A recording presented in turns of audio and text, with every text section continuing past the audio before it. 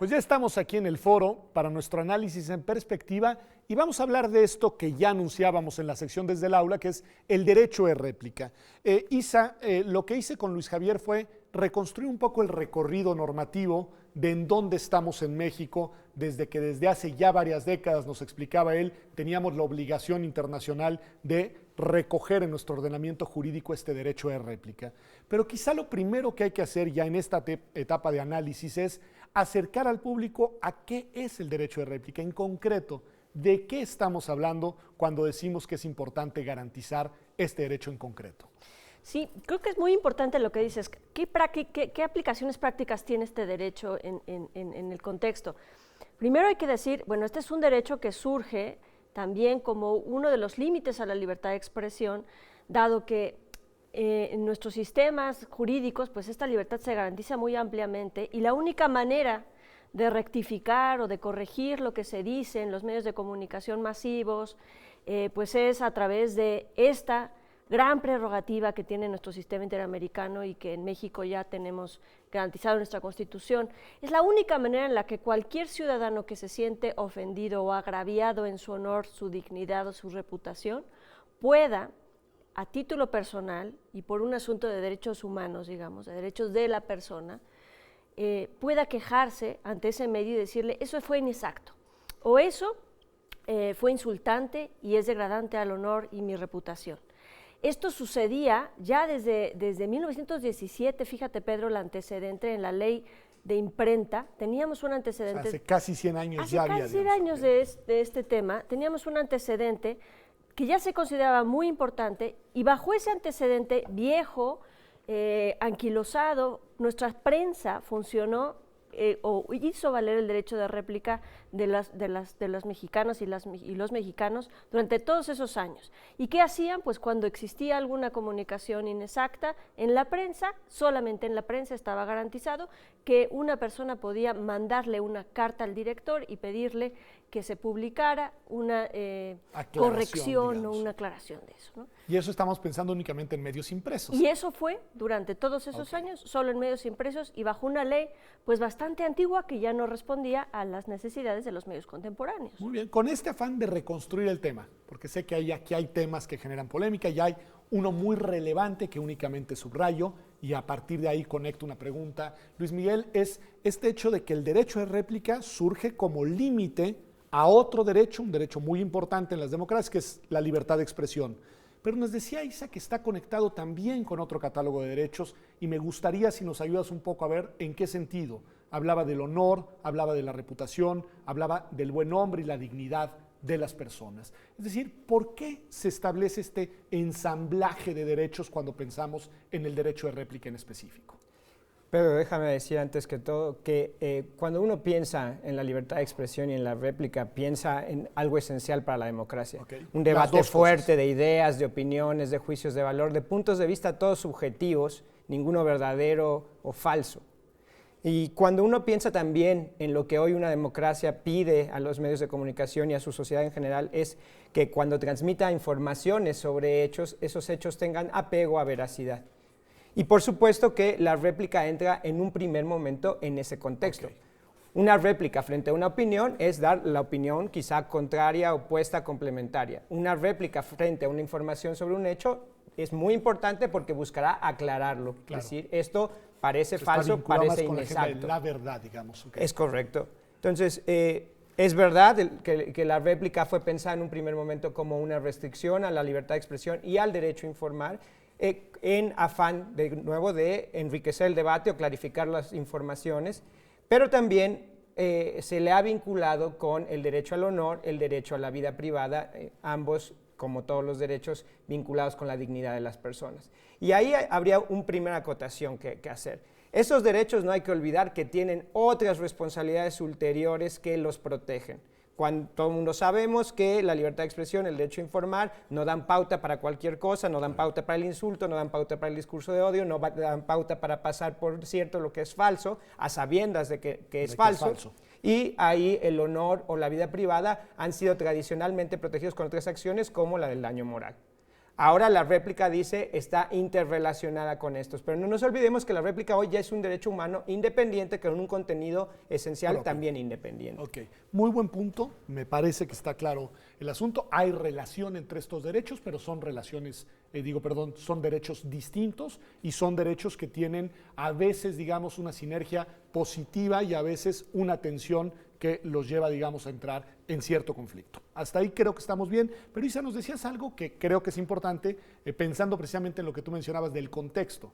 No es lo mismo el ejercicio de estos derechos en el ámbito exclusivo de la prensa escrita a el ámbito de los grandes medios electrónicos de comunicación. Si no me equivoco, ahí me parece que hay un cambio relativamente muy significativo. Claro. ¿No? A ver, ¿qué podemos decir de eso? Bueno, y tan cambio es que nos tardamos tantos años en legislarlos. Okay. ¿Por qué? Pues porque los medios de comunicación masivos, la radio, la televisión, pues son medios de mayor penetración que la prensa, por supuesto, ¿no? Eso quiere decir que ahora en los últimos estudios que tenemos, más o menos un 98% de los mexicanos tienen televisión versus un 30-40% que tienen acceso a la prensa. Okay. Entonces estás hablando de que le vas a llegar a más personas. Y la gran dificultad es, además, cómo garantizas un derecho de réplica ante medios que son inmediatos. La prensa tiene todavía un trabajo más artesanal, con unos tiempos más definidos, se imprime en un día y se lee al otro. En fin, hay oportunidad todavía, digamos, de maniobrar y de escribir y de corregir aquellas cosas que son inexactas o imprecisas, o aquellas opiniones, como bien nos decían, pues que son contrarias simplemente, ¿no? En cambio, en los medios de comunicación masiva tienes un gran desafío para poder corregir o rectificar cuando algo ya se ha dado, porque los mensajes son inmediatos y la producción de los mensajes son mucho más inmediatos y son muy rápidos. Por ejemplo, nos decían en muchos de los casos que ha sucedido o que se ha intentado hacer réplica en radio, pues inmediatamente marcan la persona que se siente afectada y le dice, oiga, por favor, eso que acaban de decir es inexacto, permítanme, denme un espacio para que yo hable y lo aclare. Algunos de los locutores lo han venido haciendo tradicionalmente, aquellos que tienen más prestigio y códigos de ética mejor establecidos. Y entonces permiten ese intercambio de ideas o esa aclaración con datos más exactos y precisos, siempre bajo el principio del balance de la libertad de expresión y del balance de las posturas. Pero ya reglamentar esto y hacerlo, digamos, y confeccionarlo para la televisión y hacerlo no un código de ética, sino una obligación, eso le costó más trabajo a nuestros legisladores. Que hacia allá vamos a ir, porque quiero, obviamente, después de hacer este panorama y ubicar a nuestro público en el tema, que le entremos a analizar en dónde estamos en México y qué ha pasado pues, en los meses recientes alrededor de este asunto. Pero retomando este punto, pasamos de los medios impresos. Isa Luna nos hace un muy buen ejemplo que tiene que ver con el radio y con las dinámicas de un medio que permite quizá una interacción más inmediata, digamos, del radio escucha que se ve afectado para aclarar una información. Pero pensemos, por ejemplo, en la televisión. ¿Y qué es lo que quiero subrayar y preguntarte tu opinión, Luis Miguel? Porque me da la impresión que se trata de relaciones de poder muy disímbolas. Es decir, un medio de comunicación, una televisora, tiene recursos de poder que un ciudadano normalmente no tiene y que si se ve afectado por un dicho que de alguna manera afecta su honor, su dignidad, su reputación, pues difícilmente va a poder reaccionar al nivel, digamos, del impacto que tuvo la noticia del medio. ¿Qué opinión te merece esto? Aquí hay un punto clave. El detalle donde se esconde el diablo en la regulación del derecho de réplica está en la falta de distinciones. Ok, a ver. Yo no sé en qué país vive la mayoría de la gente. Yo he vivido en un país en donde la prensa no es por regla general crítica, la prensa es amordazada, la prensa es oficialista y no es lo mismo un medio de comunicación del Estado que un medio de comunicación en manos particulares. Un medio de comunicación en el Estado tendría que de inmediato garantizar réplica a cualquier persona que aluda. Un medio particular siempre puede decir, bueno, aquí transmitimos unas ideas, unas informaciones con cierta línea editorial y si alguien opina diferente, bueno, hay otros medios con otra línea editorial. Aún así, evadiría una responsabilidad enorme porque ya se ha manifestado aquí cómo los medios de comunicación hoy forjan opinión pública y eso hace que también tengan obligaciones. Sin embargo, ¿Dónde está uno de los detalles en esto? Cuando un medio de comunicación, el que sea, la televisión para que le dieran importancia, repite la verdad histórica oficial, no tiene por qué conceder réplica. A ver, vamos, detente un punto más porque me perdí un poco en el razonamiento. A ver. Un medio Sí. en este país que reitere los boletines de prensa del gobierno, que ocupe sus espacios para decir lo que el gobierno dice, no tiene por qué garantizar réplica a nadie. Cuando hay medios que critican al gobierno, entonces, y ahí hay una distinción muy importante, quienes gobiernan pueden ir a la réplica. Tú decías, Ahora, ¿qué hace una persona? Lo planteas ya desde el punto de vista de la legislación que se acaba de aprobar y lo que nos dices es, esta legislación le da a los funcionarios públicos la posibilidad de exigir que se aclare información crítica sobre sus personas. Lo cual cambia, digamos, la relación de poder a la que yo me refería en un primer momento. Allá iba mi conclusión. Esta ley está hecha en México, no puede ser vista en abstracto. Las relaciones de poderes entre una televisora, de las dos más importantes en este país, frente a las personas comunes y corrientes, por supuesto que son disímbolas, pero no dan noticias sobre Juan Pérez y María Pérez.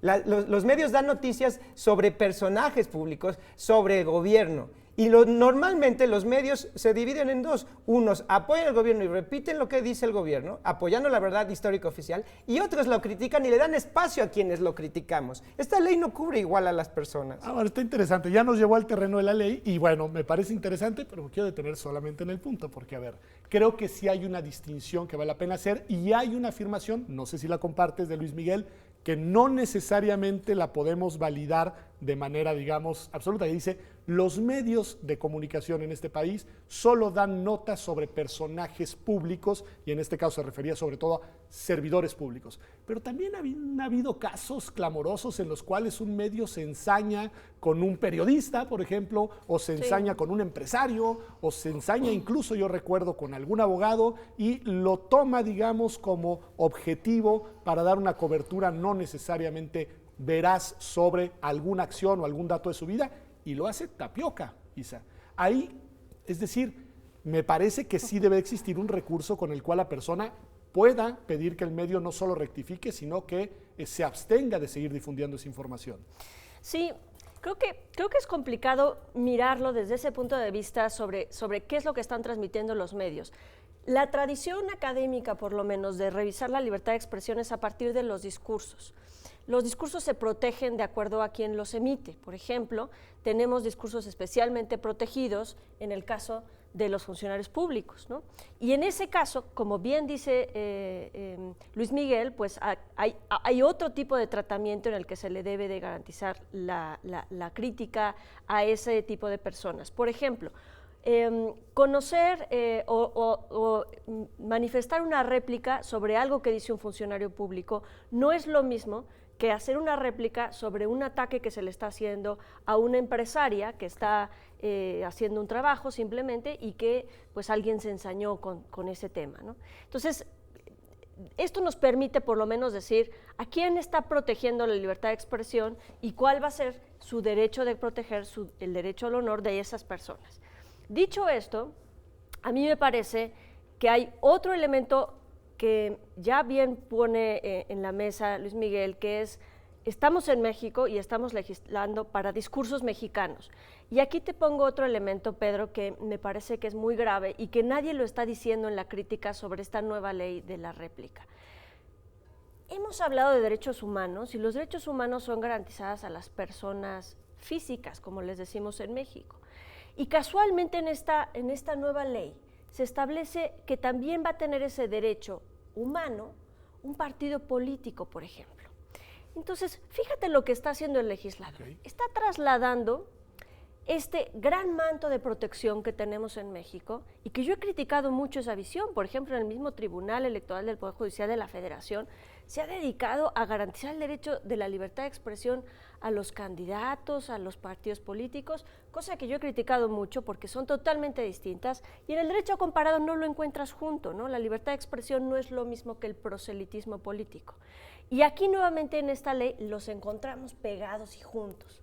Y entonces a mí me da la impresión de que esta es una nueva vía que encuentran los partidos políticos para darle la vuelta a la ley electoral, en materia electoral, la ley JIPE, y decir, bueno, pues también vamos a tener una manera de manifestar nuestros contraargumentos y contrapropuestas ante una ley muy restrictiva electoral que restringe nuestro discurso electoral y que no nos permite denigrar.